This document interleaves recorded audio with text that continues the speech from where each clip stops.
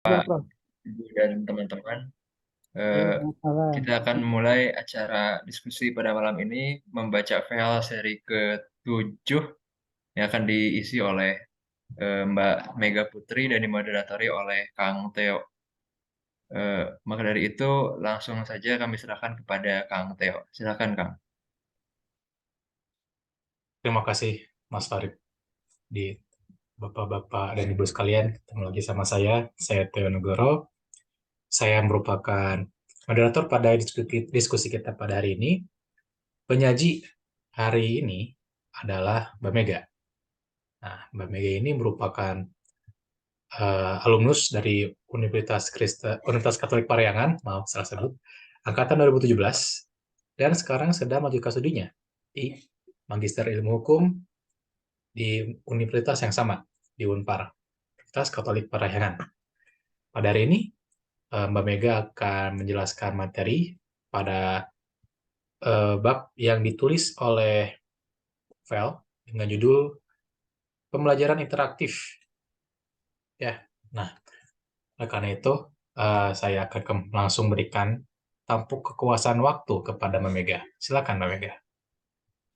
Baik, terima kasih Mas Theo atas tamu kekuasaan yang telah diberikan. Selamat malam Selamat kepada malam. Prof. Sidarta, Prof. Riki, dan rekan-rekan yang sudah menyempatkan untuk hadir pada malam hari ini ya. Pada malam hari ini saya akan sedikit menceritakan tentang bagian pembelajaran interaktif dari buku yang ditulis oleh Vel et al. Dan judulnya itu Inovasi Pembelajaran Hukum di Indonesia. Sebenarnya untuk materi saya ini sebenarnya lebih cocok dibawakan oleh tenaga-tenaga pengajar ya, karena lebih expert di bidangnya gitu. Kalau kami kan masih mahasiswa S2, dan saya kebetulan pribadi belum memiliki pengalaman di bidang akademi atau sebagai tenaga pengajar. Jadi saya coba menjelaskan pembelajaran interaktif ini dari sudut pandang saya sebagai mahasiswa yang pernah kuliah di S1 dan sekarang lagi melanjutkan studi sebagai mahasiswa magister di Fakultas Hukum Universitas Katolik Parahyangan. Oke, untuk pertama-tama saya akan menjelaskan tentang garis besar dari gambaran tentang pembelajaran interaktif itu. Boleh slide berikutnya, Kak Theo? Baik, di dalam buku ini dijelaskan tentang definisi pembelajaran interaktif itu merupakan bentuk pembelajaran yang menciptakan dialog dan interaksi antara pengajar dan mahasiswa. Dalam hal ini berarti kita melihat bahwa pembelajaran interaktif ini bukanlah merupakan komunikasi satu arah antara pengajar kepada mahasiswa, tetapi merupakan komunikasi dari dua arah atau mungkin dari banyak arah antara pengajar dan mahasiswa begitu. Di sini juga dijelaskan bahwa pembelajaran interaktif itu perlu digunakan untuk meningkatkan efektivitas perkuliahan dan mengembangkan kapasitas analisis mahasiswa dengan berpikir kritis yang akan sangat dibutuhkan dalam profesi hukum. Oleh karena itu, pembelajaran interaktif ini kemudian akan menggunakan beberapa metode yang nanti akan saya jelaskan juga bagaimana kemudian mahasiswa itu dapat ikut serta atau aktif dalam pembelajaran di kelas gitu. Slide berikutnya, Kak Theo. Baik, basis teori yang digunakan dalam penulisan tentang pembelajaran interaktif ini dilihat tentang tentang teori pendidikan orang dewasa, dan nanti kemudian ada beberapa teori juga yang digunakan serta dengan bagaimana untuk membuat suatu rancangan perkuliahan, rancangan pembelajaran semester atau yang biasa kita kenal dengan sebutan RPS.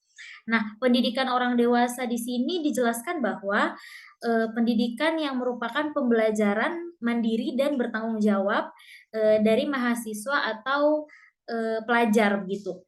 Salah satu metode atau proses pembelajaran interaktif yang dikenalkan dalam penulisan ini adalah Student Centered Learning atau disingkat SCL, yaitu pembelajaran yang berpusat pada mahasiswa, sehingga di sini sebenarnya tenaga pengajar itu dituntut untuk lebih pasif dibandingkan mahasiswa. Jadi mahasiswa atau Jadi mahasiswa di sini dituntut untuk menjadi lebih aktif dalam proses belajar mengajar. Nah, untuk sukses melaksanakan pembelajaran interaktif ini, pengajar perlu menyusun yang dinamakan tadi yang saya sebut rencana pembelajaran atau rencana kelas yang lebih berfokus untuk mendorong keaktifan mahasiswa. Nah, di sini diperlihatkan tabel ciri-ciri utama dari pembelajaran orang dewasa atau metode pembelajaran orang dewasa ini. Disebutkan bahwa ciri yang pertama adalah dilakukan secara otonom dan diarahkan sesuai dengan keinginan sendiri. Artinya apa? Artinya bahwa dalam hal ini mahasiswa sebagai pelajar itu dituntut untuk memiliki keinginan di dalam dirinya untuk mau mencari tahu apa yang sebenarnya sedang dipelajari. Oleh karena itu, kemudian peran pengajar sebagai peran pengajar di sini adalah melibatkan para mahasiswa dalam proses pembelajarannya untuk mengetahui apa yang sebenarnya ingin mereka capai dengan mengikuti kelas-kelas tersebut. Contohnya misalnya, saya suka perdata nih, saya mengambil bidang konsentrasi hukum perdata, maka saya masuk di kelas hukum orang dan keluarga, misalnya kelas perikatan dan lain sebagainya. Terus kemudian ciri-ciri yang berikutnya adalah diarahkan pada sebuah tujuan yang jelas. Artinya apa?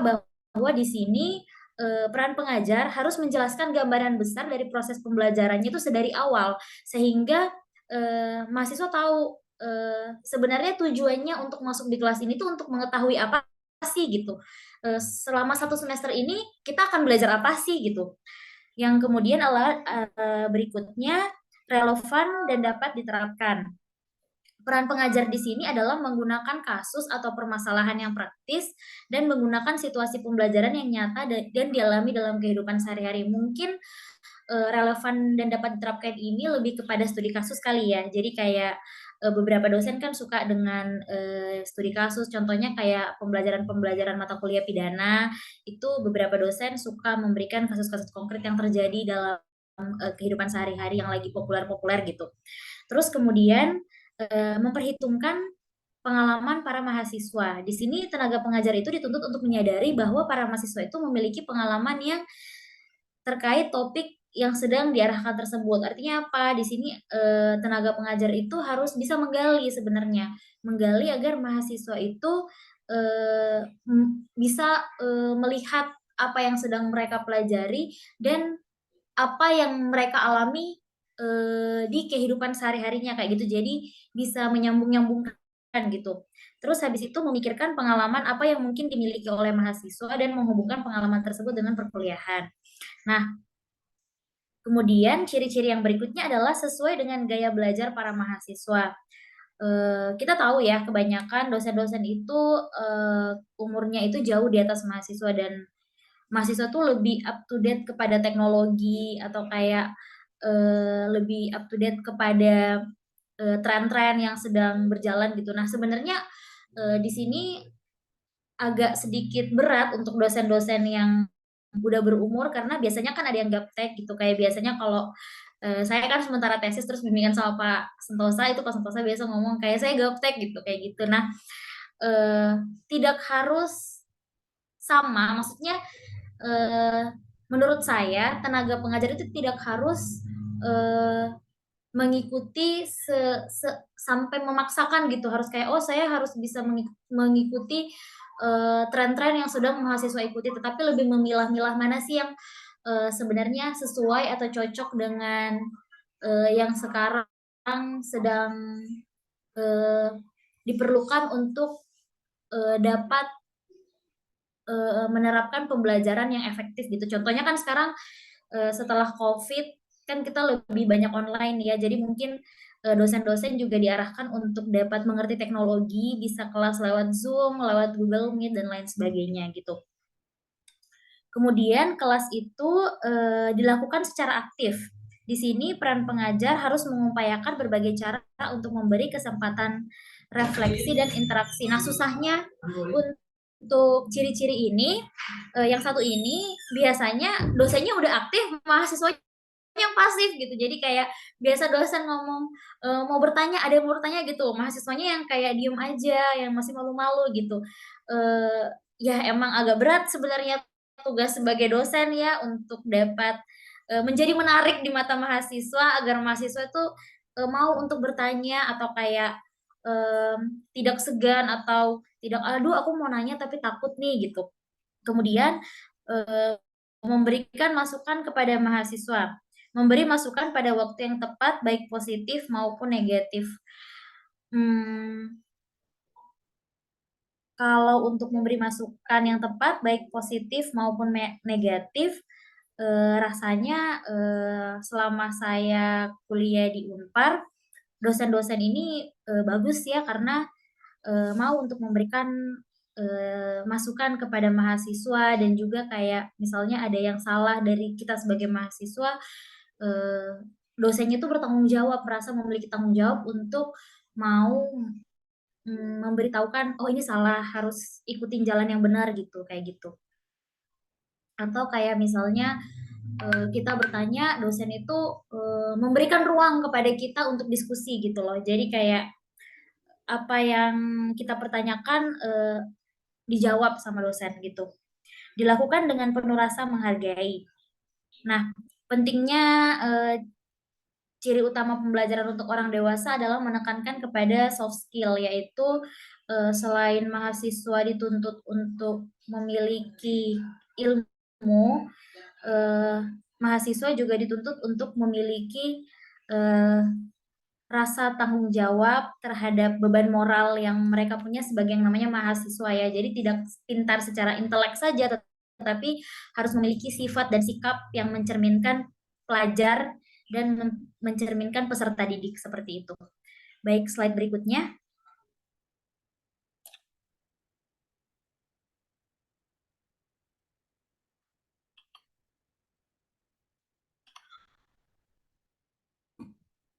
Di sini setelah menjelaskan tentang ciri utama pembelajaran dewasa, terdapat satu seorang dosen, dia juga seorang penulis buku filsafat yang mengatakan bahwa dia membuat perbandingan pembelajaran interaktif dengan pembelajaran konvensional yang terjadi dengan menyebutkan bahwa pembelajaran interaktif ini sebagai pembelajaran yang aktif, kreatif, dan menyenangkan atau disebut pakem. Di sini kita bisa melihat ada beberapa pilar yang menjadi perbandingan antara pembelajaran yang konvensional dengan pakem tersebut. Kita bisa lihat bahwa dari segi konstruktivismenya, pakem itu belajar berpusat pada siswa dan mengkonstruksikan bukan menerima. Sedangkan kalau dalam pembelajaran konvensional, itu konstruktivismenya lebih kepada belajar berpusat pada pengajar formal dan serius. Ini kita bisa lihat tadi di awal ya bahwa perbedaan dari pembelajaran interaktif dengan pembelajaran konvensional itu di mana komunikasi tidak dilakukan secara satu arah saja, tetapi harus dua arah antara mahasiswa dan juga dosen.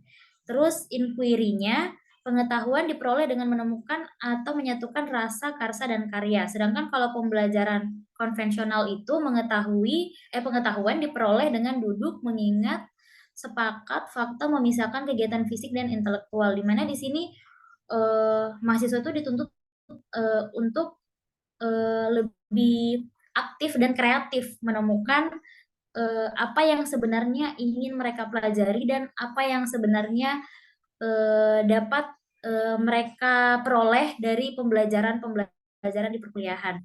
Kemudian tentang bertanya. Dalam pakem, belajar merupakan kegiatan yang produktif sehingga harus menggali informasi sebanyak-banyaknya dari apa yang dipelajari. Berbeda dengan pembelajaran konvensional, di mana belajar itu hanya kegiatan konsumtif dan mahasiswa itu hanya menyerap informasi yang disampaikan oleh guru atau dosen yang mengajar. Jadi mahasiswa dituntut untuk lebih menggali pola pikir dan menggali informasi sehingga apa yang disampaikan oleh tenaga pengajar itu tidak ditelan mentah-mentah, tetapi lebih diolah lagi agar dari ilmu yang didapatkan di kelas itu dapat lebih dikembangkan dengan sendirinya begitu. Kemudian masyarakat belajar. Masyarakat belajar ini terkait dengan mungkin keaktifan di dalam masyarakat ya. tentang bagaimana ilmu itu kemudian bisa diterapkan di dalam masyarakat. Jadi ilmu bukan hanya disimpan untuk diri sendiri, tetapi bagaimana itu berguna juga untuk kehidupan orang lain. Kemudian ada pemodelan. Pemodelan ini dalam pakem dilihat sebagai pembelajaran dengan multi arah dan mencoba hal baru. Seperti yang tadi sudah dijelaskan sebelum-sebelumnya, pembelajaran ini harus tidak hanya satu arah seperti konvensional, tetapi harus melihat dari berbagai sudut pandang seperti itu.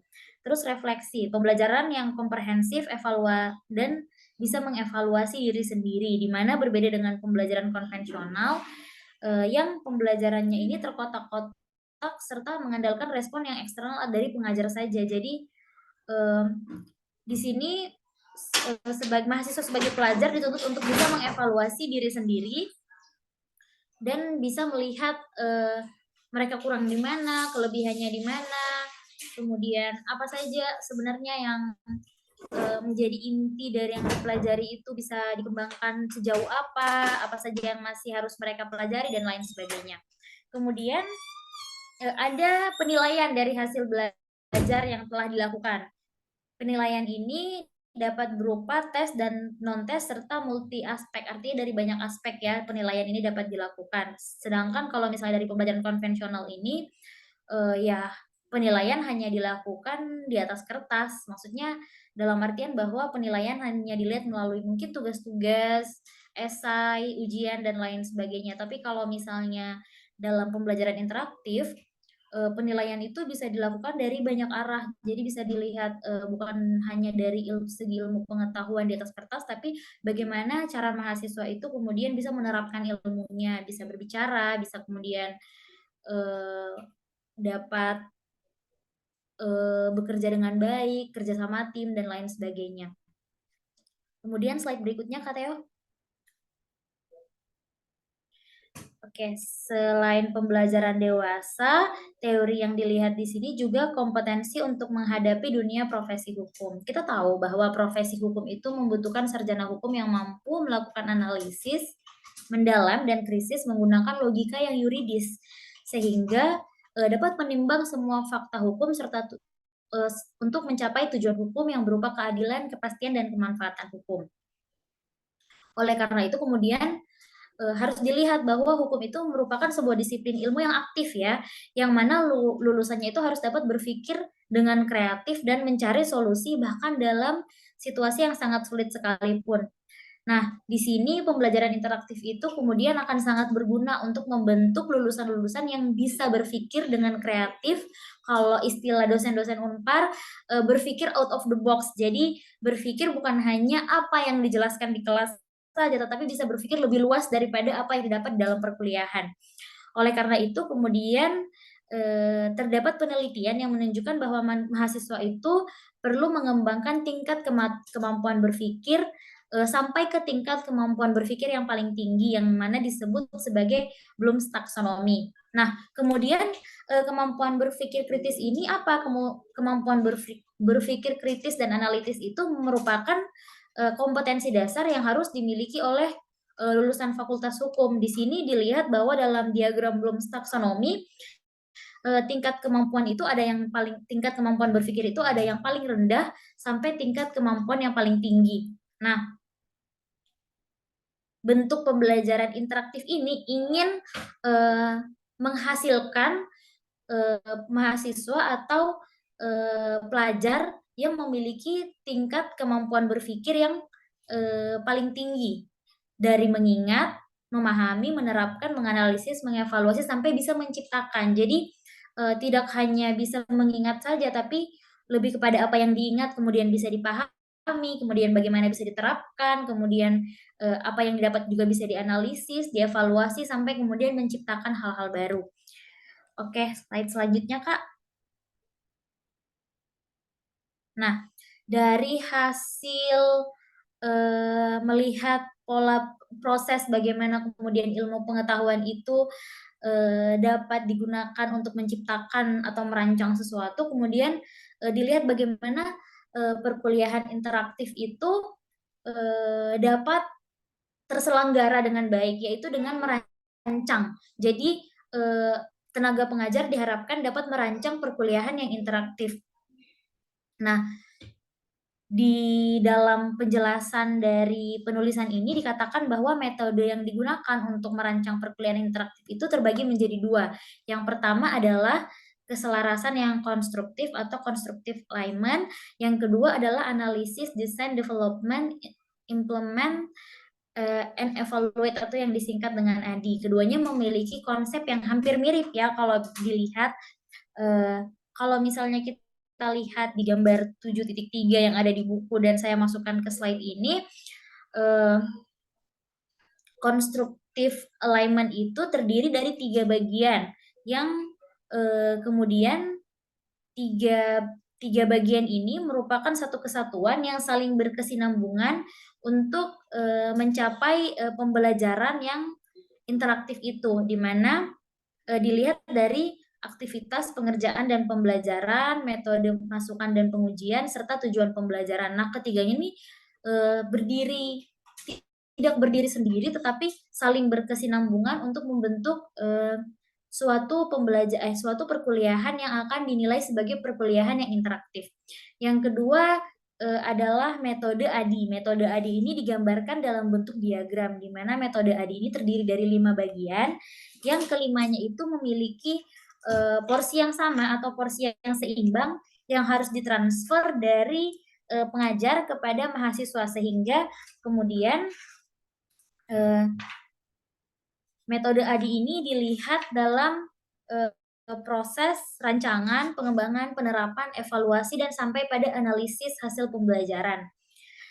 Penyusunan rencana pembelajaran semester atau penyusunan RPS ini berisi tujuan dan capaian pembelajaran dalam pokok pembahasan serta metode pembelajarannya setiap minggu. Sehingga kalau misalnya ada biasa dosen yang ngasih RPS, kan kita lihat, oh minggu ini belajar apa, minggu ini belajar misalnya kalau hari-hari pertama itu kita minggu pertama belajarnya kan pengertian-pengertian, berikutnya belajar tentang asas dan lain seterusnya sampai pada yang paling yang urutannya itu paling spesifik gitu. Jadi dari umum ke spesifik itu udah dirancang oleh dosen-dosen per setiap minggunya, sehingga kita itu bisa menyerap materi tidak langsung seketika, tetapi kita bisa memahami proses pembelajaran itu dengan baik dari awal hingga akhir gitu.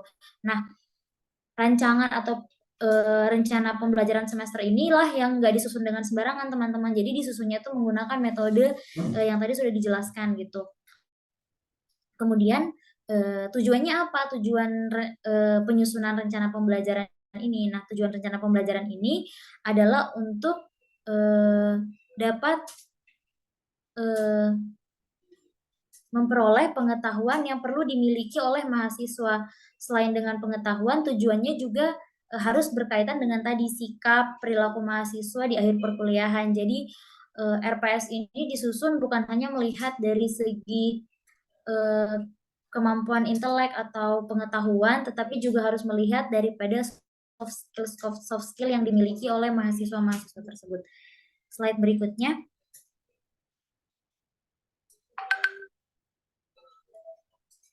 Baik, kita masuk kepada implementasi metode pembelajaran. Nah, implementasi metode pembelajaran yang dijelaskan di dalam penulisan di bab 7 ini terdiri dari 6.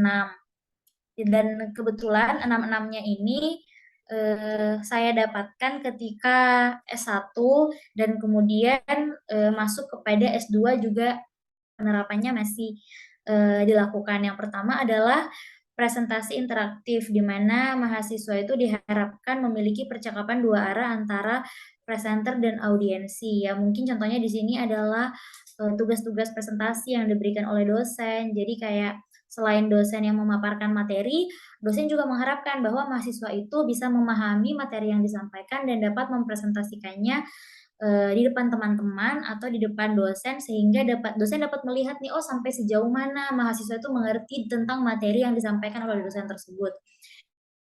Yang kedua ada curah pendapat dan berdegung atau bizing. Nah, metode implementasi ini diharapkan dapat menggali kreativitas dalam menyampaikan buah pikir dari mahasiswa. Mungkin contoh dari curah pendapat ini adalah ketika mahasiswa bertanya di kelas. Jadi dosen tuh dapat melihat dari pertanyaan-pertanyaan yang diajukan mahasiswa, oh sampai sejauh mana mahasiswa itu dapat menganalisa materi yang disampaikan. Sejauh mana mahasiswa tersebut dapat berpikir out of the box atau berpikir kreatif tentang materi yang disampaikan. Yang ketiga ada penugasan-penugasan yang diberikan.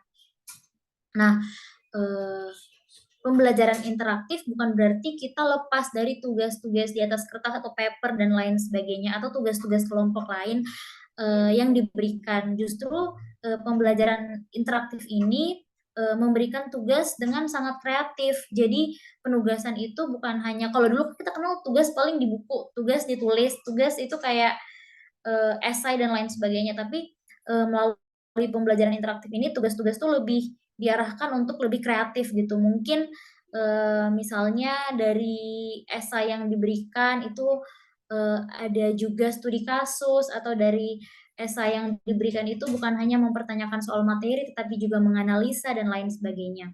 Kemudian ada studi kasus. Studi kasus itu digunakan agar kita sebagai mahasiswa hukum itu dapat belajar di dalam dunia perkuliahan. Oh, nanti ketika tamat kita kerja sebagai advokat atau kita kerja sebagai jaksa dan lain sebagainya, kita dapat melihat, kita memiliki gambaran bagaimana cara membedah kasus, membuat legal opinion, membuat gugatan, dakwaan, dan lain sebagainya. Kemudian yang kelima ada peradilan semu. Sebenarnya mungkin nggak spesifik kepada peradilan semu ya, bisa juga kepada debat atau kegiatan-kegiatan lain yang dirasa itu memiliki keterkaitan ketika nanti kita keluar dari sebagai lulusan sarjana hukum. Kita memiliki gambaran, ketika kita kerja sebagai lawyer, sebagai notaris, dan lain-lain, kita memiliki gambaran tentang pekerjaan kita di masa depan gitu. Mungkin kayak gitu ya, sehingga kita diperkenalkan lebih dulu tentang bagaimana gambaran profesi-profesi dari lulusan sarjana hukum tersebut. Yang keenam adalah interaksi berbasis teknologi informasi dan komunikasi. Interaksi berbasis teknologi komunikasi dan informasi ini mungkin sangat kita rasakan pada saat pandemi, karena ketika pandemi kita diarahkan untuk dapat belajar secara online menggunakan teknologi-teknologi seperti Zoom, Google Meet. Jadi kita bisa lebih lebih mengenal proses belajar yang lebih ke arah modern atau ke arah perkembangan zaman gitu. Tugas-tugas dan ujian yang kita rasakan dikumpul melalui student portal universitas atau melalui website dan lain sebagainya. Jadi benar-benar teknologi itu sangat dimanfaatkan dalam proses pembelajaran dan proses mengajar. Baik, slide berikutnya. Nah, seperti tadi yang telah dijelaskan di poin nomor 6 ya, pembelajaran interaktif menggunakan teknologi informasi dan komunikasi, di mana pembelajaran tersebut sangat dirasakan ketika zaman pandemi dan sampai sekarang sangat bermanfaat, sehingga kayak saya kan sekarang berada di Makassar, bisa lewat Zoom jadi merasa dekat dengan teman-teman sekalian, dengan bisa bekerja sambil kuliah. Itu merupakan hal-hal yang sangat menguntungkan. Jadi di satu sisi pembelajaran interaktif melalui kuliah online ini sangat bermanfaat. Di sisi lain juga sebenarnya ada nilai-nilai yang sebenarnya kurang baik ya, di mana mungkin jadi ada beberapa orang yang menganggap dengan adanya pembelajaran online ini jadi nggak serius dan lain sebagainya, jadi kayak bukan belajar di kelas. Karena kan kita pasti kenalnya ya namanya sekolah, namanya belajar, kita datang di kelas ada guru ngajar gitu. Sekarang kita berhadapan dengan laptop, berhadapan dengan gadget, dan mendengar orang berbicara secara jarak jauh gitu ya, dimana itu rasanya awal-awal asing banget gitu. Kita kayak kok belajarnya kayak gini, kok aneh gitu. Tapi sekarang udah mulai bisa beradaptasi, udah mulai bisa menerima keadaan dan mengambil sisi positifnya gitu. dengan adanya pembelajaran interaktif dalam kuliah online, itu tuh bisa memudahkan kita untuk mengerjakan 2 pekerjaan sekaligus di tempat yang berbeda-beda. Nah, akan tetapi untuk dapat, membuat pembelajaran interaktif dalam kuliah online ini menjadi lebih efektif dan efisien, maka harus dilihat, hal-hal yang dapat, mempengaruhi efektivitas tersebut, di mana harus ada yang pertama alat pendukung, memastikan perlengkapan perkuliahan online itu lengkap, dan dapat digunakan seperti sinyal yang baik, gadget yang, bisa digunakan untuk berkomunikasi, dan lain sebagainya. Kemudian harus, ada proses sebelum kelas dimulai, di mana kita harus bisa, melihat bahwa dan bisa memastikan bahwa peserta didik itu terhubung dengan teknologi dan, akses jaringan sehingga dapat masuk ke dalam, ruang, meeting dengan baik gitu. Udah siap lah istilahnya untuk belajar, sudah mengambil posisi siap sebagai, "Oh saya mahasiswa, saya di sini ingin belajar, ingin menuntut ilmu," walaupun dengan keadaan yang jaraknya jauh, tapi, harus bersikap layaknya manusia lah, jangan sampai kayak, sementara kelas online malah tidur dan lain sebagainya. Yang ketiga, kelas interaktif dan persiapan belajar. Ini, sambungan dari yang nomor 2 tadi ya, kayak bagaimana kita sebagai seorang mahasiswa yang memang ingin menuntut ilmu, mempersiapkan diri sebaik-baiknya untuk memulai kelas, eee, jangan sampai karena, "Ah, kelasnya online, kita kaosan aja lah," gitu. Kayak, "Ah, kelasnya online, udahlah sambil makan atau sambil gimana gitu kan, biasanya kan ada yang kayak gitu. Nah, kita harus melihat apakah dengan kita seperti itu, kita bisa menyerap pembelajaran kita dengan baik. Apakah dengan kita tidak siap untuk menerima pelajaran, kita menyerap ilmu yang kita ingin dapatkan itu dengan baik gitu. Kemudian langkah pasca kelas. Eee Artinya bahwa langkah pasca kelas ini kita harus tenaga pengajar harus bisa memastikan bahwa mahasiswa atau, pelajar itu, eee, dapat berinteraksi sebagai layaknya mahasiswa, di luar dari hanya lewat Zoom. Jadi memastikan bahwa tugas memang dikerjakan, tugas dikerjakan sendiri, nggak plagiat atau nggak menyontek. Ujiannya kan kita kalau kayak kuliah online gitu, ujian nggak diawasin kan, ujian nggak diawasin, beda sama kalau kita di kampus ya ujiannya diawasin. Nah, itu dosen harus bisa melihat dan, memastikan nggak ada plagiarisme nih, nggak ada kerjasama nih, dan itu merupakan hal yang menurut saya sebuah tantangan di masa pandemi ya, karena, kita nggak bisa datang ke rumahnya satu-satu untuk melihat, "Oh iya bener dia nggak kerjasama pas ujian," gitu kan nggak bisa ya, bener-bener semuanya itu dikontrolnya ya dari jarak jauh gitu. Jadi emang agak sulit dan itu tantangan yang ya mungkin sampai sekarang untuk beberapa kampus yang online dan mata kuliah atau ujian yang online itu masih menjadi tantangan bagi tenaga pengajar. Baik, slide terakhir sepertinya.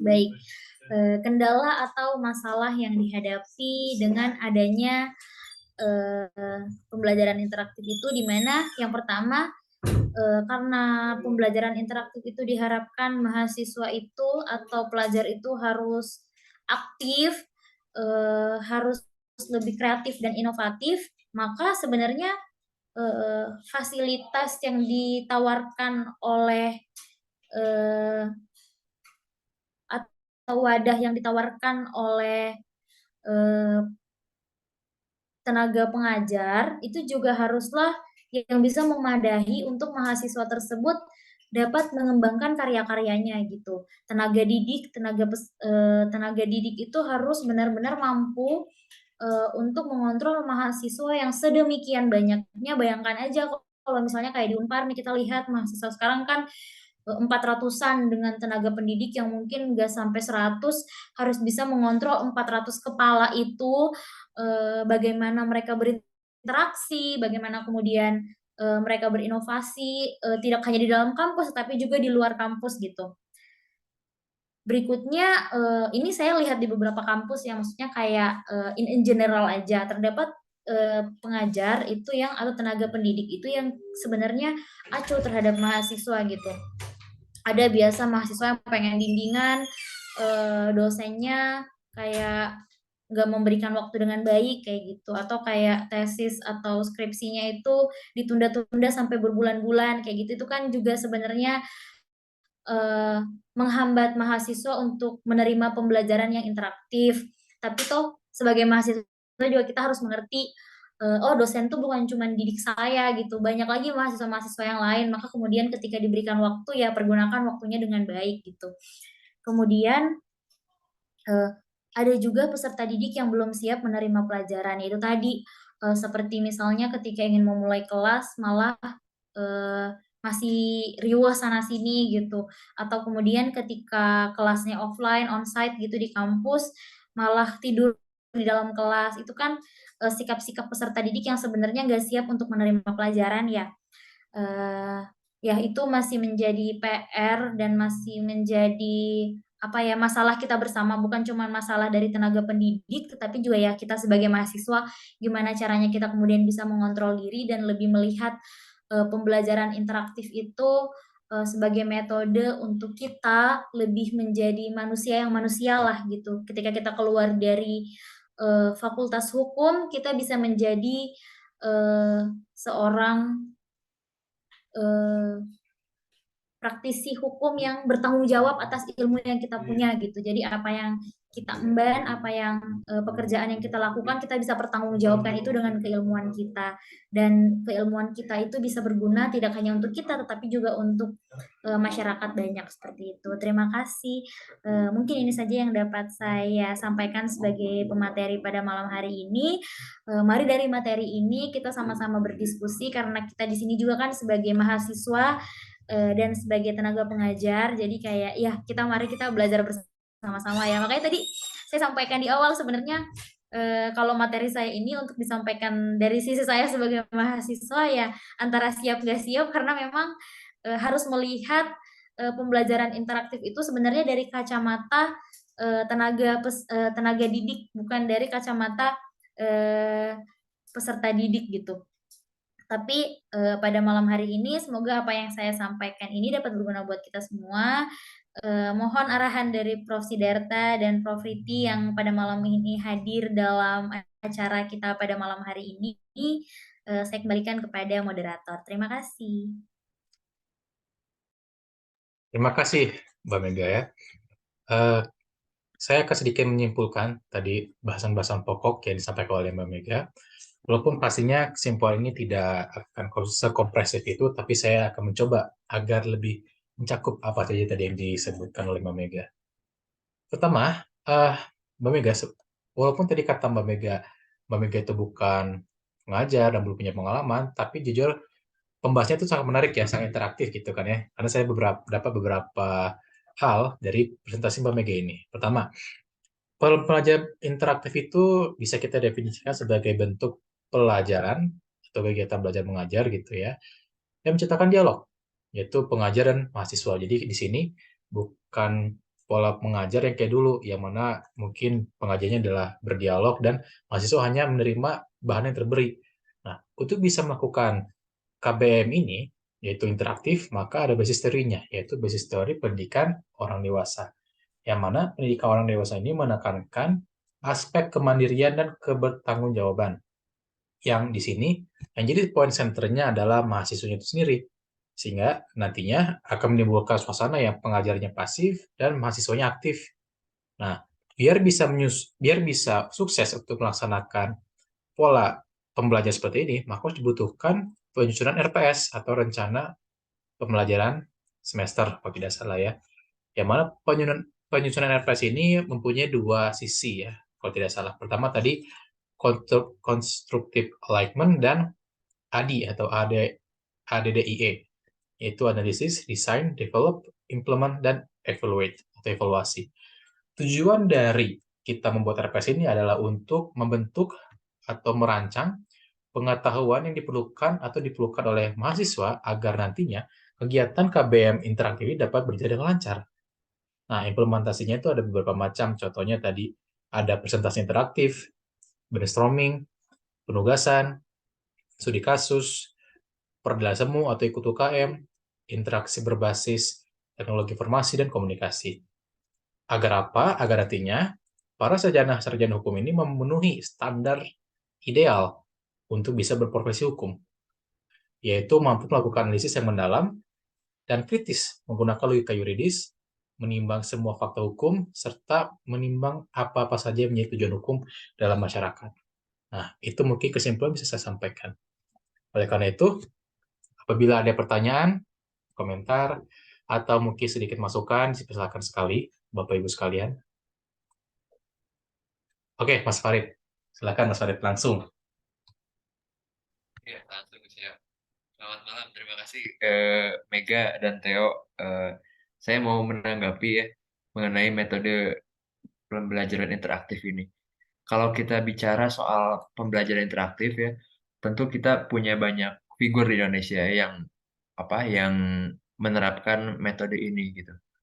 Eh, Juga di Unpar ya, di tempat kita belajar juga ada ya banyak yang sudah menerapkan ini. Tapi ada satu figur yang selalu melekat di pikiran saya kalau kita ngomongin soal pembelajaran interaktif. Figur ini tidak berasal dari Fakultas Hukum dan bukan dari Indonesia. Ya mungkin Mega dan Theo juga pernah dengar karena kita pernah diskusi juga bukunya, yaitu Michael Sandel. Ya kalau kita lihat Michael Sandel ngajar, kayaknya itu tuh sosok paling ideal kalau kita ngomongin mengenai metode pembelajaran interaktif. Di kelasnya dia mengajar di Harvard, ya, di ilmu politik, dia mengajar mata kuliah namanya Justice, dan peminat mata kuliahnya itu ternyata banyak juga yang dari luar Fakultas Ilmu Politik, dari ilmu hukum gitu ya, dari teknik juga banyak yang ikut kelas itu. Dan bahkan juga banyak orang-orang dari luar Harvard yang pengen belajar di kelasnya Michael Sandel di Harvard itu. Ya. Karena dia menggunakan metode yang sangat interaktif dan sangat menyenangkan untuk audiensnya. Nah, cuman setelah saya itu banyak merujuk kepada Sandel, saya juga berpikir bahwa Sandel kan dia bisa seperti itu karena dia ada di lingkungan Harvard. Kemudian saya kayak berpikir kalau misalkan Michael Sandel dibawa ke Unpar atau ke Unpas atau ke Unisba gitu, apakah tetap akan seperti itu? Suasana akademiknya apakah sama akan semenyenangkan dan seinteraktif itu? Atau enggak? Atau hanya seperti ya dosennya sudah mencoba untuk membuka peluang interaksi dengan mahasiswa, tapi mahasiswanya diem-diem baik. Apakah akan seperti itu? Nah, cuman dari pikiran itu juga saya tuh sempat ada yang ngasih tahu gitu ya, entah ini betul atau tidak. Ketika kita berbicara di depan umum, termasuk juga ketika dosen mengajar, kita itu tidak bisa menyalahkan audiens. Kalau audiensnya garing gitu ya misalnya, ya tidak. Padahal kita tuh udah mencoba untuk berinteraksi tapi garing, kita tuh nggak bisa menyalahkan audiens. Nah kalau misalkan di bidang musik gitu ya, karena saya juga suka manggung dulu gitu, ada istilahnya lagu kunci gitu, lagu kuncian. Nah, ini kalau misalkan si audiensnya garing gitu ya, kalau band itu bawain lagu kuncian itu pasti akan rame. Misalnya kalau Dewa itu lagu kunciannya lagunya Queen gitu ya, We Will Rock You itu lagu kuncian. Nah, apakah seharusnya sebaiknya gitu ya, dosen juga punya semacam lagu kuncian itu, yang kalau dia mainkan itu, maka dia pasti akan membuka interaksi yang menyenangkan dengan para mahasiswanya. Walaupun pada awalnya si mahasiswa ini dingin, tidak menanggapi interaksi-interaksi yang dibuka oleh dosennya. Nah, menurut saya sih sepertinya idealnya begitu. Jadi pengajar itu punya lagu kuncian. Karena kalau kita lihat dari perspektif mahasiswa ya, kita dulu pernah S1, kita sama-sama merasakan studi S1. Kalau misalnya dosen tuh udah mencoba untuk membuka interaksi dengan mahasiswa, kemudian ada 2 atau 3 orang di kelas kita yang sering menjawab atau sering bertanya, pasti di dalam hati kita ada rasa iri dengki itu kan kayak, wah si paling ambis nih kan, si paling pengen caper ke dosen, pasti kayak kayak gitu. Nah, jadi budaya itu pun juga yang penyakit hati itu pun juga memang hidup di kita gitu. Terus juga di Unpar juga sama ya. Seperti itu. Jadi kalau ada satu mahasiswa yang aktif gitu, entah dia sering menjawab atau sering bertanya terutama, pasti teman-temannya akan ngecap dia public enemy. Wah, ini so asik dengan dosen, dia cari perhatian ke dosen. Padahal sebenarnya kalau sekarang kita pikir-pikir lagi, mahasiswa seperti itulah yang ideal gitu. Walaupun kadang pertanyaan-pertanyaannya, pertanyaan-pertanyaan yang nggak relevan, tapi tetap dia mencoba untuk menumbuhkan suasana akademik di kelas ya. Kita nggak bicara soal suasana akademik di luar kelas, tapi di dalam kelas. Jadi itu yang pertama. Sorry, itu yang kedua ya, mengenai perspektif mahasiswa itu. Nah, apakah itu menjadi tugas dosen menurut Mega ya? untuk menghilangkan budaya itu, ya untuk menghilangkan penyakit hati itu, supaya mahasiswa tuh nggak berpikir lagi, wah itu si Mega mah banyak nanya, pasti caper ke dosennya. Padahal bukan. Kalaupun iya caper, tapi kan caper itu dituangkan dalam bentuk yang positif gitu kan, dengan membangun suasana akademik. Nah, jadi itu pertanyaannya dua. Pertama mengenai tadi yang lagu kuncian itu ya, kalau di band itu, perlu nggak sih dosen punya kuncian itu? Setiap dosen mungkin akan punya kunci yang berbeda-beda, tapi punya itu satu. Yang kalau dia terapkan itu, pasti akan menjadi interaksinya akan menjadi bagus. Dan kalau perlu, kira-kira bagaimana? Ya, itu satu. Yang kedua tadi mengenai apakah itu sudah menjadi tugas dosen untuk mengubah pandangan mahasiswa tentang si mahasiswa yang paling ambis ini, pandangan-pandangan buruk itu. Nah, mungkin begitu. Terima kasih banyak, Kang Theo dan Mbak Mega. Saya kembalikan. Terima kasih Mas Farid. Jadi saya sangat setuju ya tadi masalah iri dengki. Karena dulu saya juga termasuk mungkin ada kutip ambis ya. Karena saya sering nanya, saya sering nggak ngerti di kelas. Dan saya pun dicap sebagai seorang mahasiswa yang ambis. Tapi beruntungnya saya bersyukur dulu saya sering nanya, jadi saya lebih paham dari teman-teman saya. Dan itu benar sekali. Kalau misalkan ada mahasiswa yang sering nanya, justru itu yang ideal. Nah, mari kita lihat pandangan dari penyaji kita hari ini. Silakan, Mbak Mega. Terima kasih Mas Farid atas tanggapannya. Saya setuju sih sebenarnya sama pendapat Mas Farid. Kalau saya termasuk mahasiswa yang punya penyakit hati sebenarnya. Ya mungkin sama ya kayak Mas Farid punya penyakit hati. Apalagi kalau misalnya kayak udah siang-siang tuh jam-jam makan siang kan udah aduh lapar gitu kan masih ada yang bertanya gitu. Apalagi kalau udah kelasnya dosen-dosen yang katanya killer gitu kan pengen cepat-cepat aja selesai. Cuman menurut saya balik lagi saya jawab pertanyaan nomor 2 dulu. Apakah dosen itu harus punya istilahnya kayak punchline lah gitu, kayak istilahnya punya untuk bisa bikin mahasiswa tuh kayak oh ini menarik nih untuk didiskusikan gitu. Itu perlu menurut saya, perlu sekali punya lagu kunci yang kata Mas Farid itu untuk membuat mahasiswa itu kemudian tertarik kepada mata kuliah yang diberikan. Sebenarnya kenapa tidak semua mata kuliah dijadikan mata kuliah kunci gitu loh? Kenapa tidak semua bukan mata kuliah, semua pembelajaran atau topik pembelajaran itu dibikin agar mahasiswa itu punya minat yang kayak ih asik ya ternyata gitu.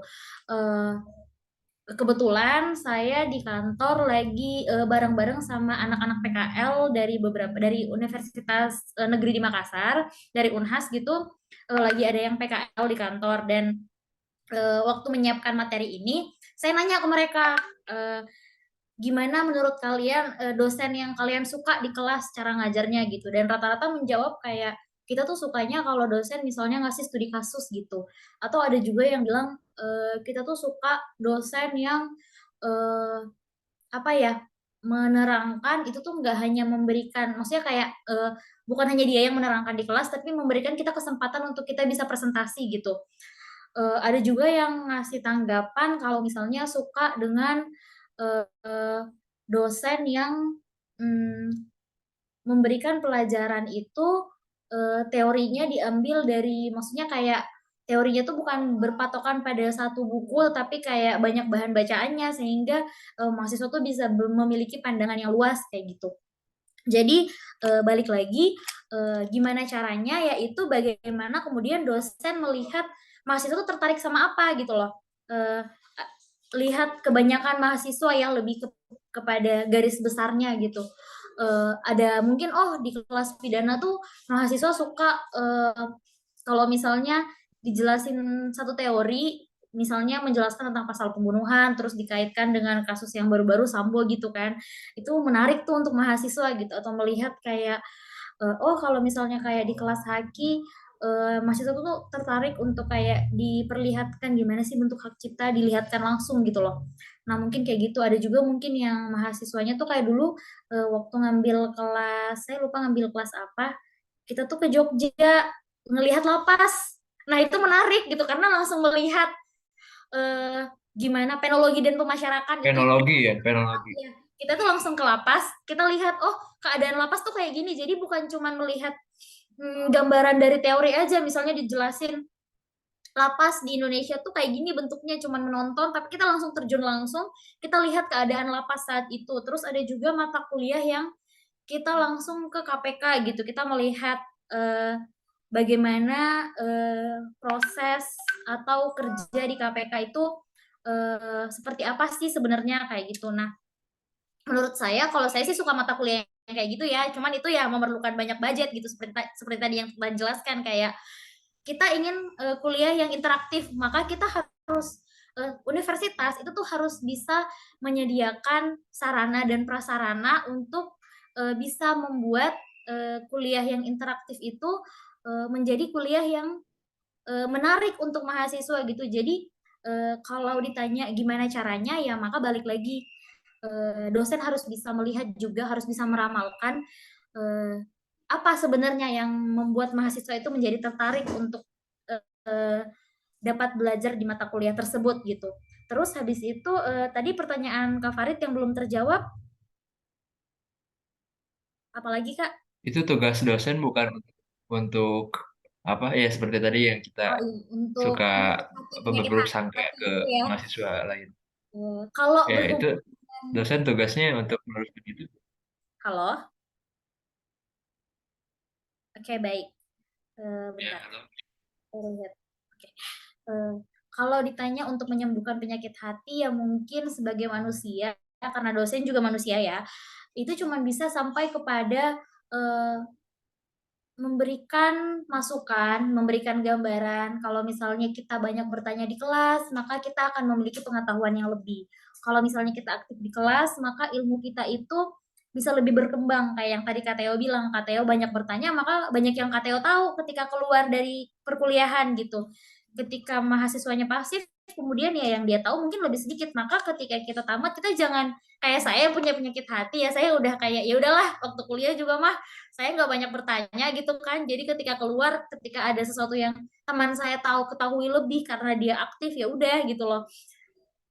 Nah itu tuh nggak bisa, maksudnya oke itu tugas dosen untuk sekedar mengingatkan kepada mahasiswa tentang plus minus ketika dia aktif di kelas dan ketika dia memang betul-betul menggunakan privilege dia, karena ada satu dosen yang pernah mengatakan bahwa uh, harta yang paling berharga atau kita itu dianggap kaya ketika kita memiliki pengetahuan yang lebih gitu. Ketika kita betul-betul memakai pendidikan dengan baik, karena dibilang pendidikan itu sesuatu yang mahal, sesuatu yang pendidikan itu sesuatu yang istilahnya dibilang eksklusif, karena ketika kita ingin berkuliah, maksudnya kita ingin memiliki pendidikan yang baik di universitas yang baik, maka kita harus mengeluarkan biaya yang lebih gitu. Kayak misalnya kita bandingkan dengan teman-teman kita di kampus negeri dan kita yang di swasta.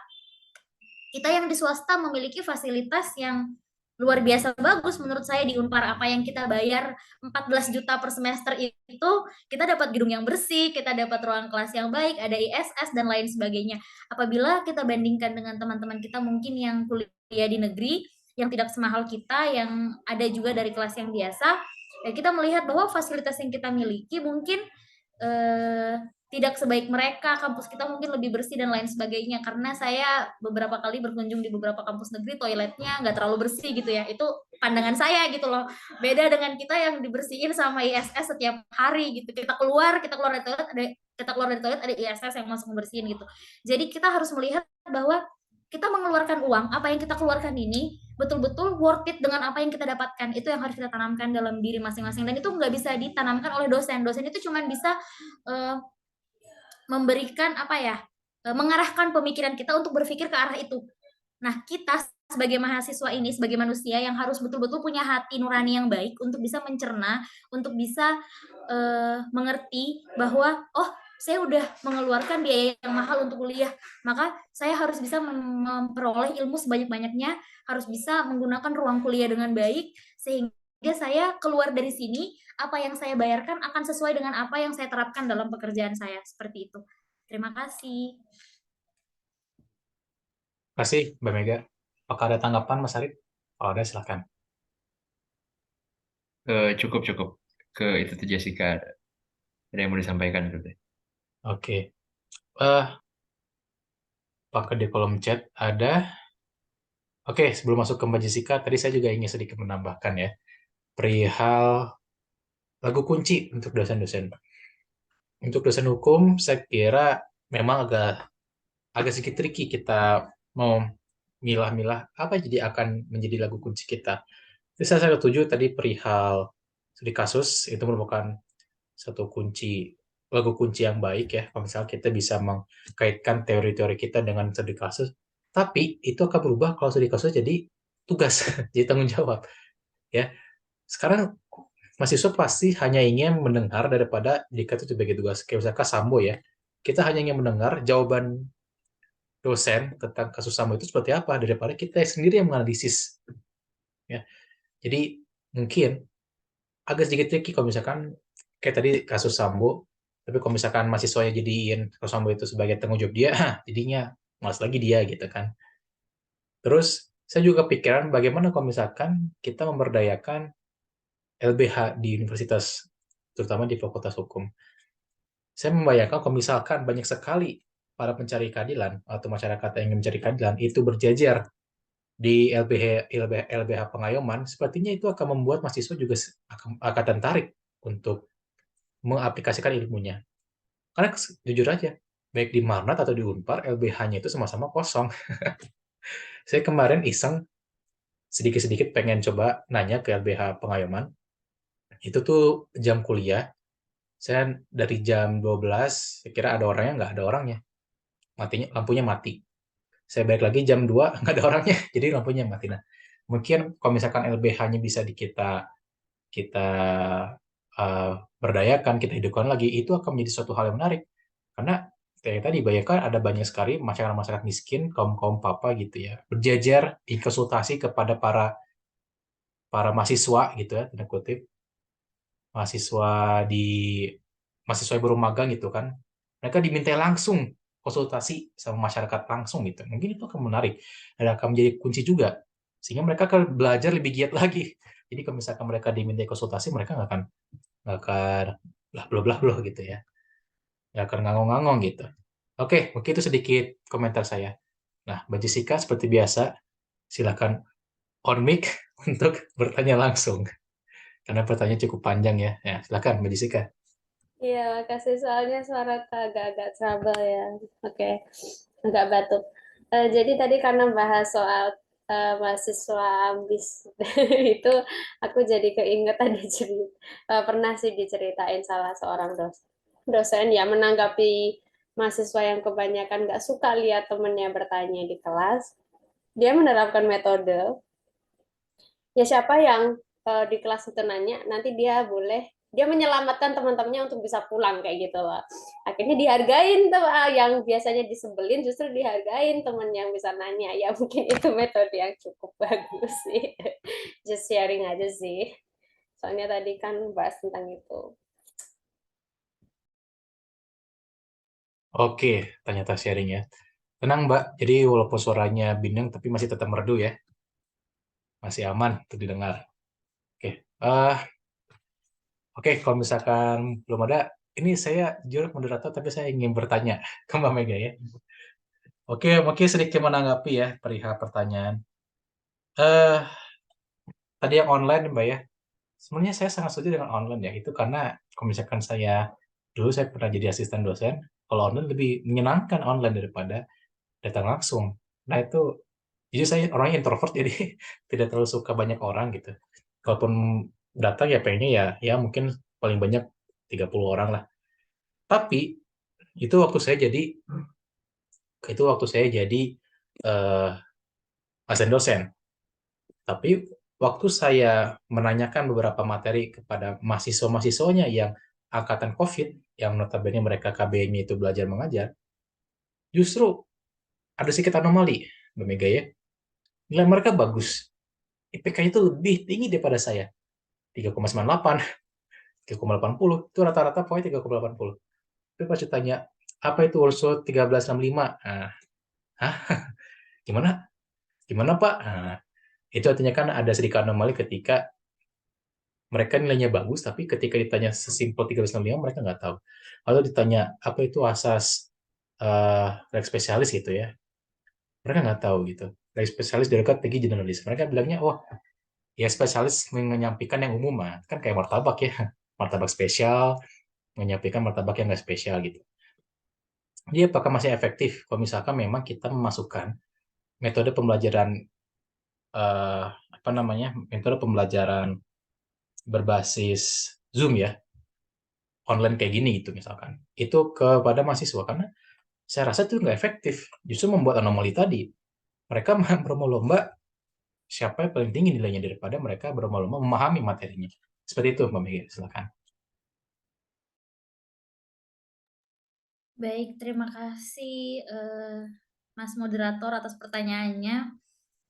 Sebenarnya itu juga yang saya rasakan ketika saya terjun ke dunia praktisi ya. Jadi beberapa kali melihat anak PKL, terus habis itu saya iseng cerita-cerita sama mereka. Jangankan 1365, Mas. Saya nanya one prestasi aja nggak ada yang tahu. Gitu. Itu kan maksudnya kalau kita masuk nih, ketika kita belajar perikatan, ketika kita belajar kemudian PMH, one prestasi, itu kan kita bisa kayak, oh PMH itu penjagannya perbuatan melawan hukum, one prestasi itu artinya ingkar janji. Itu udah ada di luar kepala kita gitu loh. Tapi ketika kita tanya kepada anak-anak yang udah KKN, mereka kan notabene-nya kalau KKN ya udah semester atas ya gitu, udah semester 6, semester 7 gitu. Pasti udah dapet tuh mata kuliah yang kayak perikatan, perdata, pidana gitu, PHI, PIH. Saya mencoba berdiskusi sama mereka, mereka malah nggak tahu kayak itu apa gitu, itu terasa asing gitu. Saya nanya, dulu waktu semester 1, 2 itu COVID ya gitu. Oh iya benar, mereka angkatan-angkatan COVID gitu. Yang saya lihat adalah mungkin ketika kita dapat pembelajaran online itu tuh karena kemudian menjadi dipaksakan. Artinya apa? Artinya pembelajaran online baru dikenal di Indonesia ini ketika adanya corona. Sebelum corona kan kita nggak tahu adanya pembelajaran online. Jadi kita siap nggak siap, mental nggak mental, kita harus bisa online. Nah, itu yang membuat kemudian mahasiswa ini tidak memiliki mental yang siap ketika kemudian mendapatkan pembelajaran online. Apalagi ketika COVID, banyak kan yang kayak belajar online ditanya, belajarnya online, udahlah bisa off cam, bisa tidur gitu. Bahkan ada yang kayak yang udah masuk kelas bukan dia tapi temennya, ada yang masuk kelas bukan dia tapi adiknya gitu. Ada yang sampai kayak gitu kan. Nah, itu membuat mereka tuh nggak tahu apa-apa.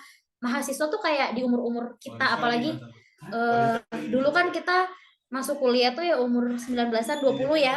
Itu masa-masa remaja yang kayak istilahnya rebel-rebelnya lah gitu. Yang masa masih mau main-main sama teman-temannya. Jadi lebih memilih, kalau ditanya, kamu suka kuliah apa main? Lebih memilih main kan. Nah, sebenarnya bukan salah dari online-nya, atau bukan online itu kemudian bisa digunakan jadi pembelajaran interaktif atau tidak, tapi lebih kepada mental kita sebagai mahasiswa pada saat itu belum siap untuk online, tapi karena adanya keadaan ya siap nggak siap, mau nggak mau kita online gitu. Nah, itu menurut saya. Tapi ketika ditanya apakah itu kemudian efektif atau apakah itu kemudian bagus, kalau kita lihat dari sisi positifnya sebenarnya bagus, tujuannya bagus gitu loh, untuk mempermudah mahasiswa dalam jangkauan yang tidak bisa dijangkau untuk tetap menerima proses belajar mengajar dengan baik. Tapi kalau dilihat after penggunaan sistem online sebagai metode pembelajaran setelah itu, kita melihat kok masih banyak minusnya. Nah, itu berarti yang harus kita perbaiki adalah bukan sistem online itu, tapi sistem kita sebagai manusia, mental kita sebagai pelajar untuk merasakan bahwa walaupun bukan di kelas, walaupun bukan belajar mengajar di kelas, kita tetap ya perlu gitu loh, perlu untuk belajar gitu. Itu sih kalau dari saya, Kak Theo. Jadi kalau mohon maaf kalau mungkin jawaban saya kurang sempurna, atau kayak maksudnya ya itu pandangan saya saat ini. Mungkin ada tambahan dari Prof. Sidarta dan Prof. Riti yang mungkin lebih expert dalam bidangnya ya, yang memang tenaga pengajar untuk menjelaskan, atau mungkin ada masukan gitu. Mohon kesediaannya, Prof. Ya, saya sangat setuju sekali. Mari kita langsung saja kepada Pak Riti, Prof. Sidarta. Bagaimana tentang fenomena ini, Pak Riti dan Prof. Sidarta? Silakan mungkin dari Pak Riti dulu. Silakan, Pak. Baik, terima kasih Mas Theo sebagai moderator. Saya belum profesor ini, jadi panggil saja Pak Riti. Pertama, saya sangat senang dengan cara ini karena justru menjadi masukan bagi kami sebagai staf pengajar atau dosen. Saya mau menceritakan saja pengalaman dan kemudian juga mengajak kita berdiskusi soal yang kita hadapi sekarang ini, yaitu bagaimana membangun perkuliahan yang interaktif. Jadi saya waktu S1 tahun 83 itu di Fakultas Hukum Atmajaya Yogyakarta. Saya juga termasuk mahasiswa yang sangat aktif pada waktu itu. Cerita dari Mbak Mega tadi mengingatkan kembali situasi yang saya alami sendiri. Ketika saya dulu kan paling aktif bertanya di kelas. Dan bukannya disenangi oleh teman-teman, tetapi tidak disukai. Karena yang bertanya itu seingat saya tahun 83 itu di kelas kami itu hanya 2 orang, salah satunya saya. Rupanya bukannya kami disenangi, tetapi malah tidak disukai. Jadi kalau kami tidak masuk, malah teman-teman itu senang. Karena kalau kami masuk, nanti pertanyaannya itu panjang, pertanyaannya banyak, lalu akibatnya jam kuliahnya bertambah. Saya alami sendiri ketika setiap kali saya bertanya, bahkan bertanyanya tidak pada waktu kesempatan diberikan oleh dosen, tetapi pada saat dosen sedang mengajar, saya biasanya langsung angkat tangan pada waktu itu. Dan selalu disoraki bukan mahasiswanya itu senang, tetapi karena jengkel. Nah, saya punya prinsip waktu itu, saya datang dari jauh, karena kebetulan saya dari Flores, ya ingin tahu banyak soal hukum, akhirnya kan saya harus bertanya. Kalau tidak, ya tidak ada gunanya. Datang jauh-jauh cuma diam saja. Itu saya pernah alami sebagai mahasiswa S1 tahun 87. Kemudian ketika saya menjadi dosen, ya juga banyak pengalaman. Jadi yang diceritakan tadi ya benar, saya setuju. Dan sekarang saya pernah mengajar mata kuliah sejarah perjuangan bangsa. Itu tahun 89, jadi saya mulai jadi dosen tahun 89. Mahasiswanya itu waktu itu 63 orang satu kelas. Betapa ramainya, banyak, dan mengharapkan mereka semua aktif itu kan sangat sulit. Tapi saya berusaha supaya paling tidak, ya tidak semua, paling tidak ya 10 atau 20 orang di kelas yang dari 60 orang itu bisa aktif bertanya begitu ya. Tetapi sama sekali tidak terjadi. Bahkan satu ketika saya menggunakan cara seperti ini. Jadi begitu masuk, saya diam aja. Saya diam selama setengah jam, menunggu reaksi dari mahasiswa. Tetapi tidak ada reaksi. Ketika ada situasi di mana mereka sudah seperti tidak tenang begitu, ada yang bertanya, Pak, kok tidak mulai mengajar? Ya saya tuh tunggu kalian bertanya. Kalian mau saya ngajar apa? Sekarang materi dari kalian. Ini kan sejarah perjuangan bangsa, silakan. Materinya tidak usah ikut, zaman dulu belum ada RPS, jadi kan pakai silabus itu, silakan mulai dari mana dulu. Harapannya supaya mereka bisa aktif dan memancing dosennya untuk memberikan itu. Tetapi tidak terjadi juga. Sepanjang satu semester itu hanya 3 kali kalau saya tidak salah ingat mahasiswanya aktif. Kemudian ini saya loncat ceritanya ketika di tahun-tahun 99, 2000-an, Fakultas Hukum Atmajaya Jogja, tempat saya bekerja, mengadakan rapat dan membahas masalah ini. Lalu ada metode, saya kira di Unpad juga sama ya diterapkan. Metode SCL, Student Center Learning, jadi belajar yang terpusat pada mahasiswa, bukan terpusat pada dosennya. Sehingga lalu dari situ diharapkan muncul aktivitas dari mahasiswa atau interaktif. Kemudian untuk mata kuliah tertentu ada metode juga yang kami sebut dengan problem based learning (PBL) itu. Itu semuanya bertujuan agar mahasiswa itu menjadi aktif atau dialog atau terjadi perkuliahan model interaktif. Tetapi jujur saja berdasarkan pengalaman selama ini tidak hanya saya, beberapa dosen itu juga mengeluh hal yang sama, hal yang klasik. Meskipun belajar berdasarkan kasus misalnya, toh tidak semua juga mahasiswa yang tertarik untuk membahas, berdiskusi, bahkan kami sering mengajak mahasiswa kalau bisa berdebat di antara sama mahasiswa dan berdebat juga dengan dosen. Sehingga suasana kelas itu betul-betul belajar itu. Terjadi memang, tetapi tidak sesuai dengan yang diharapkan. Saya menduga karena kelasnya itu terlalu besar. Kalau pengalaman saya mengajar mata kuliah pilihan kelasnya ya 20 orang, itu interaktifnya jalan. Interaktif jalan. Tapi kalau kelasnya jumlahnya 60, kami masih punya mata kuliah yang jumlah kelas seperti itu, apalagi mata kuliah filsafat hukum. Saya kira Prof. Siddhartha pasti lebih berpengalaman lagi soal ini dari saya. Itu mahasiswa itu lebih cenderung diam. Satu ketika itu saya agak jengkel, sudah menggunakan berbagai macam cara, tapi tidak ada yang itu. Lalu saya merenung, jangan-jangan yang salah ini dosennya. Dosennya kurang menarik, monoton, tidak buat lucu di dalam kelas. Akhirnya saya coba itu, tapi tetap juga tidak bisa. Akhirnya satu ketika saya jengkel, itu saya ngajar, tetapi saya tidak lihat ke mahasiswa. Saya ngajar, saya menghadap tembok di belakang saya, jadi saya balik seperti itu. Satu kelas itu diam semua.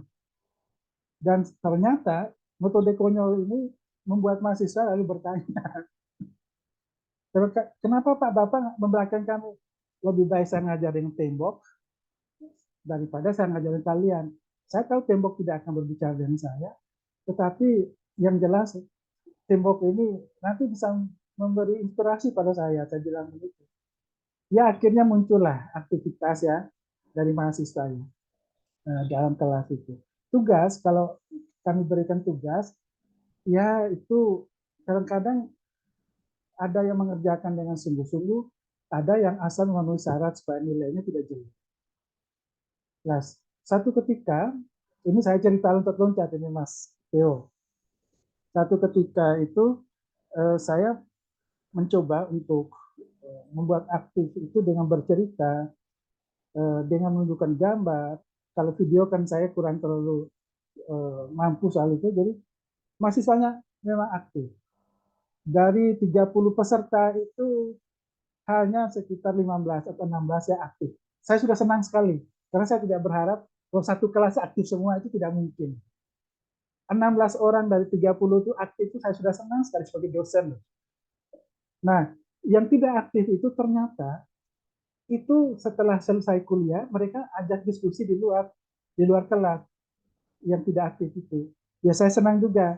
Akhirnya di kelas saya sampaikan, yang tidak aktif di kelas jangan malu, pendapatnya buruk, dinyatakan salah atau bagaimana oleh temannya, tidak saya peduli itu, yang penting Anda ingin belajar.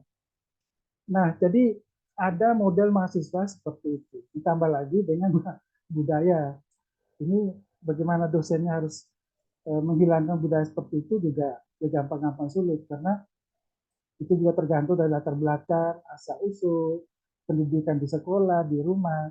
Sehingga ada mahasiswa itu dari awal kuliah sampai akhir itu ya lebih banyak diam, tidak aktif, bertanya pun tidak. Kami bertanya pun juga tidak dijawab, cuma diam saja. Jadi kan kadang dosennya ya jadi bingung sendiri. Mau marah ya tidak mungkin, oh ini bukan SD. Akhirnya, nah biasanya pada saat mau ujian, biasanya kalau pengalaman saya mau ujian akhir, mahasiswa yang sebelumnya itu nggak aktif itu mulai dekat-dekat, tanya-tanya, Pak gimana kabarnya, Bapak kemarin kok kami ketemu di Malioboro. Masih ada sesuatu, ada mau-maunya itu. Lalu begitu dapat nilai yang jelek, ada yang protes. Biasa kan mahasiswa, kalau mahasiswa yang aktif jelas itu tidak akan protes nilainya bagus-bagus. Nah, kalau yang tidak pernah aktif itu seringkali protes loh. Nilai saya kok bisa dapat D. Nah, saya seringkali mengatakan sebelum bertanya itu tolong direnungkan baik-baik. Apa namanya, dipikirkan dulu kenapa saya bisa dapat D. Tidak langsung tanya pada dosennya. Kuliah jarang masuk. Kadang-kadang zaman dulu kan persesinya dititipkan di temannya. Kalau sekarang sudah tidak bisa. Harus 75% masuk supaya bisa ujian. Tugas dikerjakan dengan tidak benar. Kadang-kadang jiplak. Kan kami kan punya cara pakai turning pin itu untuk ngecek plagiasi itu. Jadi kan kadang ya jiplakan semua, sehingga nilainya buruk. Nah saya akhirnya bilang ke beberapa teman, sebaiknya UTS dan UAS itu ditiadakan lagi dalam pikiran saya. Karena mahasiswa itu hanya mengharapkan UTS, UAS dengan tugas-tugas dikerjakan. Proses penilaian itu ya sepanjang perkuliahan. Di situ sudah ada ujian. Sehingga kalau itu diterapkan, saya yakin, karena ini belum diterapkan, mau tidak mau, mahasiswa itu akan aktif. Yang tidak akan aktif, tidak mau berinteraksi, itu akan tersisih dengan sendirinya. Karena waktu itu juga penilaian, sehingga UTS, UAS tidak perlu lagi. Saya kira seperti itu. Nah, kemudian dengan Zoom tadi, saya setuju sekali dengan Mas Theo, itu betul. Saya senang dengan kuliah dengan menggunakan, kalau kami pakai MS Teams. Selama COVID kemarin itu kami pakai itu. Hanya ya karena mungkin baru pertama kali kita mengalami itu, dosennya juga seperti itu. Ada hal yang lucu juga, aktif ternyata lebih aktif kalau dibanding di kelas. Mungkin karena berhadapan dengan dosen, tidak lihat teman-temannya, barangkali kita sambil tiduran atau apa. Jadi kami mewajibkan kameranya harus dihidupkan, kecuali kalau memang ada alasan teknis. Banyak yang aktif, tapi ternyata di kelas saya yang aktif itu malah orang tua dari mahasiswa yang kebetulan duduk di samping anaknya itu ikut mendengarkan kuliah. Satu ketika itu ada pertanyaan bagus sekali, yang nyari saya tidak bisa jawab pertanyaan itu. Lalu saya tanya, ini pertanyaannya bagus banget, kok tidak pernah muncul ya kalau seandainya kuliah di kelas. Ketika kuliah melalui MS Teams, kok bagus banget pertanyaan itu. Apakah itu pertanyaan Anda sendiri, atau ada orang lain di samping Anda atau tetangga Anda yang menitipkan pertanyaan itu pada dosen? Ini mumpung kan pakai MS Teams, sehingga yang di rumah juga bisa ikut mendengar. Apalagi kalau Anda speakernya itu dibuat keras itu. Lama-lama mengaku, iya Pak, ini dari orang tua saya, kebetulan punya kasus ini. Jadi ingin tanya kepada Bapak, loh lah ya, ini kok yang kuliah malah orang tuanya ini. Jadi ya ada plus minusnya juga. Tapi sekarang kami sudah kembali kuliah tatap muka secara luring di kelas ya. Saya terus terang saja senang sekali ini ya, karena ada banyak hal yang menjadi masukan buat kami, terutama yang mengajar, bagaimana caranya metode pembelajaran interaktif ini bisa betul-betul terwujud. Prinsip saya, walaupun mungkin tidak semua, idealnya memang semua peserta kuliah, tapi paling tidak ya setengahnya lah bisa aktif itu sudah bagus sekali, sehingga yang lain nanti akan malu dengan sendirinya atau terinspirasi. Lalu ada mahasiswa yang tadi yang tapi yang ambisi itu, kalau saya sebagai dosen selalu bilang kepada mahasiswa di kelas, kalau mahasiswa ini mendapat nilai bagus, Anda semua kan sudah tahu, dia sangat aktif mengerjakan tugas dengan baik dan benar, bertanya, berdiskusi, bahkan memimpin diskusi di kelas dengan bagus sekali. Sehingga kalau kemudian mendapat nilai bagus, yang lain jangan sakit hati. Nah, seperti itu kalau saya sampaikan di kelas. Hanya budaya diam, budaya mendengar itu memang masih ada tempat kita. Walaupun dipaksa-paksa, saya seringkali maksa. Untuk kuliah minggu depan harus baca sekarang. Begitu masuk, saya memberikan waktu pada Anda untuk bertanya. Jadi harus membaca dulu. Kan mahasiswa kebanyakan tidak membaca dulu. Tunggu mahasiswa. Itu S1. Nah, yang S2 di tempat kami, kebetulan saya masih kaprodi S2, Magister Hukum di Atmajaya, ya lumayan aktif. Karena kelasnya kecil. Itu aktif sekali. Itu. Sehingga dosennya lebih segar gitu ya. Lebih fresh gitu, tidak cepat tua. Gitu. Jadi dosennya tetap sehat. Kalau mahasiswanya kayak S1 yang jumlah kelas 60 orang, dia dipaksa-paksa diam aja. Wah, ini kalau begini terus lama-lama dosennya bisa kena stroke. Gitu Mas Teo, hanya sedikit cerita pengalaman aja. Monggo nanti Pak Prosidata bisa menambahkan. Itu tadi pertanyaan dari Mas Arif ya. Ya, gitu Mas. Terima kasih. Terima kasih juga Pak Riti. Terima kasih sharing pengalamannya, sangat menarik sekali. Dan mungkin ini yang terakhir teman-teman sekalian. Prof. Siddhartha mungkin bisa sepatah dua katanya untuk menanggapi tentang fenomena ini. Silakan Prof. Ya, makasih. Ini sebenarnya Pak Riti udah cerita pengalaman sih ya. Kalau ngajar itu sudah, kalau saya kebetulan mungkin hampir 30 tahun jadi dosen. Ketahuan tuanya sebetulnya Pak Riti ya. Iya, betul.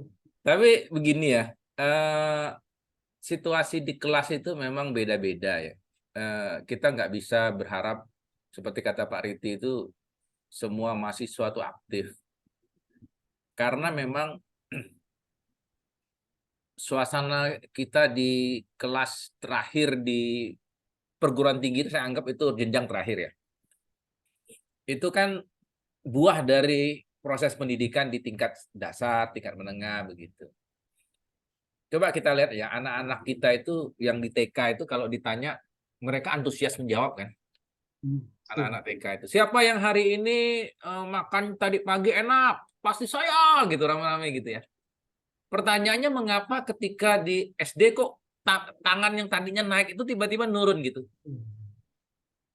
Ketika ditanya nggak ada yang, siapa yang mau tanya, nggak ada yang nanya. Ketika ditanya nggak tahu kan gitu. Ya. Lucu kan sebenarnya. Itu kan berarti ada proses misalnya penyeragaman, ketika orang senang, guru-guru itu senang kalau jawabannya seragam, anak-anak tidak diperbolehkan menentang pendapat gurunya gitu-gitu. Jadi ruang kuliah itu ibaratnya kayak rumah ibadah gitu. Rumah ibadah ya belajar juga ibadah, tapi ruang ibadah yang khusus itu kan kalau kita ke masjid, kita ke gereja, kan kita nggak berani menentang imam kita kan. Kita pasti ngomong amin, apa aja amin gitu. Nah, saya selalu bilang kalau di kelas itu kalau kalian mengamini semua apa yang saya omongin ya, kalian menganggap saya ini ya jadi imam di rumah ibadah gitu, nggak boleh. Ruang kelas itu justru harus dibuka gitu, suasananya harus diubah. Tapi akhirnya ya trik-trik kita tuh banyak ya, 30 tahun itu triknya macam-macam. Tapi kalau suasana kelasnya itu antusias, itu energi itu nyambung ke dosen gitu. Kan pasti gitu. Kalau kelasnya itu tidak antusias, kita ngajarnya juga nggak antusias. Dan biasanya saya kalau ngajar, kenapa saya suka ngajar program pasca misalnya ya di Undip atau di UI, itu beda sekali loh. Beda. Karena dan baru terasa biasanya saya kalau di hotel itu, kalau misalnya saya ke Semarang atau ke Jogja itu capeknya itu setelah di hotel gitu. Capek sekali. Kenapa? Karena tadinya nggak terasa gitu, energinya itu berapi-api. Ketika mahasiswa bertanya dengan semangat, kita jawabnya juga semangat. Walaupun belum tentu jawaban kita mereka setuju ya. Itu satu. Nah, akhirnya memang untuk S1 itu kita harus pakai strategi. Yang terakhir, nih strategi terakhir saya yang baru saya terapkan kira-kira 2 semester ini, saya tuh males lihat mahasiswa itu kalau duduk itu selalu di belakang. Jadi senangnya menjauh dari dosen gitu. Pilih duduk yang di belakang. Yang di depan itu paling 1-2 orang, dan itu pun kadang-kadang nggak di depan bener. Agak ke tengah sedikit. Padahal mahasiswanya saya di kelas itu nggak sampai 50 orang, ya 40-an lah paling. Akhirnya strategi saya gampang Pak sekarang. Dan semuanya udah dikenal mahasiswa. Akhirnya mereka buru-buru, siapa saja yang duduk paling belakang, dapat kursi paling belakang, atau baris paling belakang, itu harus maju ke depan. Saya siapkan 1 kursi, saya balik kursinya, dia harus menjelaskan apa yang saya kuliahkan minggu lalu. Akhirnya apa yang terjadi? Mahasiswa tidak ada yang berani duduk di belakang. Berusaha semua duduk di depan. Bahkan kalau perlu kursi yang di belakang dia pindahkan ke depan. Bahkan lorong yang ada di tengah itu mereka isi dengan kursi mereka. Yang terjadi siapa? Mahasiswa yang terlambat biasanya. Udah nggak dapat lagi kursi di depan, termasuk duduk kursi belakang. Tapi itu membuat saya melihat mereka menjadi lebih fokus mendengar kuliah saya karena tidak terdistraksi dengan teman yang mereka sudah persiapkan untuk duduk berdekatan, kadang-kadang ngobrol sendiri gitu. Akhirnya jadi begitu. Nah, itu mungkin strategi itu bisa Pak Riti diterapkan. Pokoknya mahasiswa yang duduk paling belakang harus siap-siap. Kalau nggak mau menjelaskan, harus kita cecer dengan pertanyaan. Nah, biasanya kalau mahasiswa yang siap kan, dia senang-senang aja. Duduk di belakang pun baginya nggak masalah. Tapi kalau yang nggak siap itu pasti biasanya duduk di depan. Nah, biasanya mahasiswa yang tidak siap duduk di depan itu. Jadi intinya memang betul, dosen perlu banyak strategi ya. Kalau mau cerita, mungkin banyak pengalaman ceritanya banyak lah. Ya, mulai kalau di BINUS suasananya beda sekali karena teknologi itu bagian dari pembelajaran dan itu kadang-kadang bisa Ada sisi positif, sisi negatif. Orang lain melihat, oh kok BINUS bisa gini-gini. Kadang-kadang kalau masuk ke BINUS juga merasa ada kendala juga. Ya, mahasiswa kadang-kadang terlalu memanipulasi teknologi juga. Misalnya saya ambil contoh, keaktifan di kelas itu kalau di BINUS itu sudah computerized ya. Bisa dihitung. Saya bisa tahu mahasiswa ini progres pembelajarannya berapa persen itu udah dihitung secara computerized. Tapi kan mahasiswa bisa ngakali. Dia cukup kadang-kadang bukan menjawab pertanyaan kita di kelas, tapi hanya bilang, terima kasih Pak. Itu udah dihitung sama komputer tuh. Aktif artinya. Maunya kita kan yang merespon, tapi hanya bilang terima kasih Pak atas materinya, titik. Nah itu oleh komputer udah dihitung tuh. Oh mahasiswa itu sudah aktif. Nah kalau dia tiap kali postingnya hanya ngomong itu kan dihitung 100% aktifnya dalam forum diskusi gitu. Nah kayak gitu ya. Nah dosen harus berani kalau saya mengatakan oke, kamu berani posting kayak gitu, bukannya saya tambah nilainya saya kurangi. Nah, ada mulai kayak gitu akhirnya jadi ekstra kan. Energi kita jadi ekstra untuk ngawasi teknologi akhirnya jadinya gitu. Itulah kira-kira ya. Ini kita mau masuk ke diskusi ini ya. Saya akhiri. Terima kasih juga bagi yang menyajikan. Terima kasih, Prof. Terima kasih Prof. Siddhartha dan Pak Riti. Jadi karena waktu sudah menunjukkan 23.8 dan kita sudah akan mau berdiskusi mengenai proyeknya yang tadi dijelaskan ya. Mungkin dari Mbak Mega terakhir kata-katanya sebelum kita nanti lempar ke Mas Farid kembali. Silakan Mbak Mega. Baik, terima kasih Mas Theo. Dari saya, ternyata pembelajaran interaktif itu bukan hanya dari mahasiswa saja, bukan aktif dari mahasiswa, tapi ternyata dosen juga harus aktif. Dalam hal ini tadi mendengar curhatan dari Pak Riti dan juga Prof. Siddhartha bahwa dosen itu harus lebih kreatif untuk membuat mahasiswa itu menjadi aktif. Nah, itu berarti pembelajaran interaktif ini benar-benar pembelajaran yang bukan satu arah saja, tapi tetap pembelajaran dari tadi yang dibilang banyak arah gitu, dari 2 arah atau bahkan lebih untuk membuat suasana belajar mengajar ini menjadi lebih menyenangkan, bukan hanya untuk tenaga pengajar tapi juga untuk mahasiswa. Baik, terima kasih. Itu saja materi yang bisa saya sampaikan malam ini. Mohon maaf apabila penyampaian saya ada yang kurang atau misalnya ada yang tidak berkenan di hati kita semua. Saya mohon maaf. Terima kasih atas kesediaan waktunya. Terima kasih kepada Mas Theo yang sudah bersedia menjadi moderator saya pada malam hari ini. Waktu dan tempat saya kembalikan kepada Mas Theo dan Mas Farid. Terima kasih. Terima kasih Mbak Mega. Mas Anang, masih ada minggu depan. Minggu depan juga kalah menarik materinya. Bisa dirapel, yaitu mewujudkan inovasi dalam pendidikan hukum. Pematerinya adalah Mbak Raisa. Dan semoga para hadir sekalian bisa hadir kembali. Itu bisa diskusi minggu depan. Oke, tanpa berlama-lama lagi, silakan Mas Farid, tampuk kekuasaannya dan berkembali. Oke, terima kasih banyak Theo dan Mega atas diskusinya malam ini. Terima kasih juga Bapak-Bapak, Ibu-Ibu, teman-teman yang sudah hadir. Sekarang ya mungkin untuk sesi membacanya sudah berakhir ya. Jadi untuk Mas Anang dan Mbak Jessica kalau ada kegiatan lebih lanjut bisa bisa melanjut gitu. Setelah ini kita ada agenda untuk rapat ya, ada beberapa hal yang mau disampaikan oleh Pak Riti dan Prof. Siddhartha terkait konferensi AFHI yang rencananya akan diselenggarakan di Unsri ya, Prof. Baik, mungkin langsung saja kami serahkan kepada Pak